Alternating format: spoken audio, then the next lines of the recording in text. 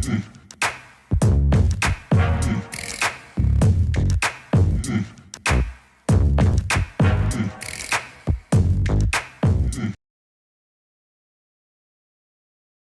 Friends, welcome to cinema ரசிகன். நம்ம இன்னைக்கு மூவி ரிவ்யூவில் பார்க்க போகிற படம் லேட்டஸ்ட்டாக ரிலீஸ் ஆகிருக்கு தமிழ் படம். படத்தோட name the greatest of all time, the GOAT. இது ஒரு ஆக்ஷன் ட்ராமா மூவி. இந்த படத்தோட ஸ்டோரி அண்ட் ரிவ்யூ பார்க்குறதுக்கு முன்னாடி சினிமா ரசிகன் சேனலுக்கு இப்போ தான் ஃபஸ்ட் டைம் வந்திருக்கீங்கன்னா இந்த வீடியோ ஃபுல்லாக பாருங்கள். பிடிச்சிருந்தால் லைக் பண்ணுங்கள், கமெண்ட் பண்ணுங்கள். அப்படியே சினிமா ரசிகன் சேனலை சப்ஸ்கிரைப் பண்ணுங்கள். கூடவே பக்கத்தில் இருக்க பெல் ஐக்கானி தட்டி விடுங்க. அப்போ தான் நான் போகிற வீடியோஸ் உடனுக்குடன் வந்து சேரும். அப்படியே உங்களோட சின்ன ஹெல்ப்பாக இந்த வீடியோஸ்லாம் உங்களோட ஃப்ரெண்ட்ஸ், ஃபேமிலி மெம்பர்ஸ் எல்லாத்துக்கும் ஷேர் பண்ணுங்கள். உங்களோட சின்ன ஷேர் எனக்கு ரொம்ப சப்போர்ட்டாக இருக்கும். வாங்க இந்த படத்தோட ஸ்டோரி என்னன்னு பார்ப்போம். படத்துல ஹீரோ விஜய், பிரசாந்த், அஜ்மல், பிரபுதேவா இவங்க எல்லாம் ராவ்ல ஆன்டி டெரரிஸ்ட் ஸ்குவாட்ல ஒர்க் பண்ணிட்டு இருக்காங்க. படத்தோட ஸ்டார்டிங்லே கென்யாவில் ஒரு மிஷனில் இருக்காங்க. அந்த மிஷன் என்னன்னா, ஓவர ட்ரெயினில் தீவிரவாதிங்க யுரேனியத்தை கடத்தி கொண்டு போயிட்டு இருப்பாங்க. அந்த யுரேனியத்தை மீட் எடுத்து கொண்டு வர்றது தான் இந்த டீமோட மிஷன். இந்த மிஷனை இந்த டீம் சக்ஸஸ்ஃபுல்லாக முடிக்கிறாங்க. அந்த மிஷனோட எண்டில் அந்த ட்ரெயின் டோட்டலாக பிளாஸ்ட் ஆகுது. அதில் ஒரு வில்லன் இறந்து போயிட்டதா செய்தி மட்டும் இந்த டீமுக்கு கிடைக்கிது.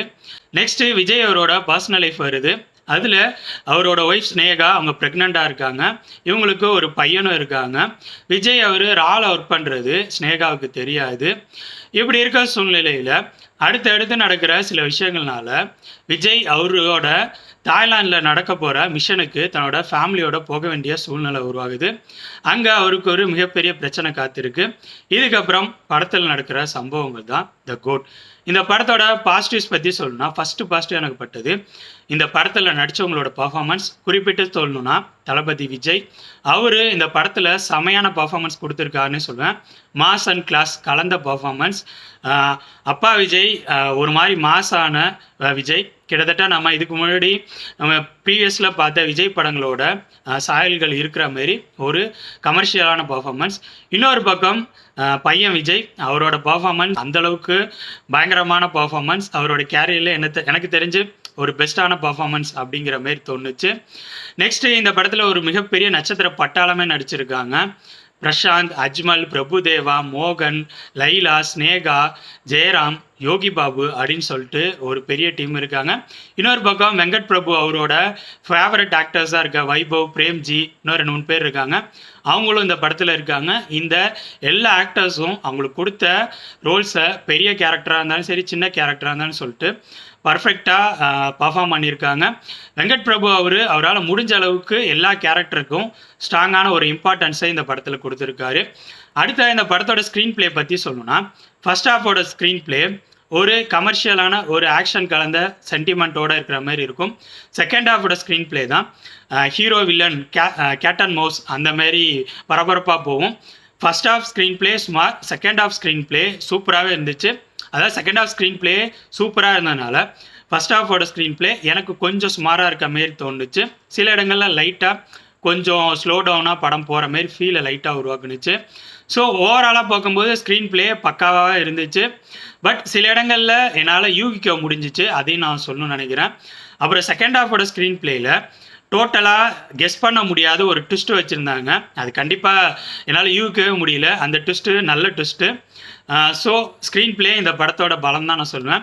நெக்ஸ்ட்டு இந்த படத்தோட டெக்னிக்கல் விஷயங்களான ஒளிப்பதிவு, பேக்ரவுண்ட் மியூசிக், எடிட்டிங் பற்றி சொன்னால், படத்தோட ஒளிப்பதிவு சித்தார்த் நோனி பண்ணியிருக்காரு. படத்துக்கு என்ன தேவையோ அதை சூப்பராக கொடுத்துருந்தாரு. சில சீன்ஸில் படத்தோட பரபரப்புக்கு ஏற்ற மாரி கேமரா மூமெண்ட்ஸையும் வச்சுருந்தாரு. ஸோ ஒளிப்பதிவு நல்லா இருந்துச்சு. நெக்ஸ்ட்டு எடிட்டிங் படத்தோட ஃப்ளோவுக்கு சப்போர்ட்டாக இருந்துச்சு. நெக்ஸ்ட்டு இந்த படத்துக்கு மியூசிக் யுவன் பண்ணியிருக்காரு. இந்த படத்தோட பேக்ரவுண்ட் மியூசிக் சில இடங்களில் சூப்பராக இருந்துச்சு, சில இடங்களில் கொஞ்சம் சுமாராக இருக்க மாதிரி இருந்துச்சு. நெக்ஸ்ட்டு சாங்ஸ் எல்லாம் படமாக பார்க்குறப்ப நல்லாவே இருந்துச்சு. பட் செகண்ட் ஹாஃபில் இவங்க வச்சுருந்த 2 சாங்ஸ் விஜய் ஃபேன்ஸுக்காக தேட்டரில் பார்க்கக்கூடியதுக்காக மட்டும் இருக்குது. படத்தோட ஃப்ளோவில் அந்த 2 சாங்ஸ் எனக்கு தேவையில்லையோ அப்படிங்கிற மாதிரி பட்டுச்சு.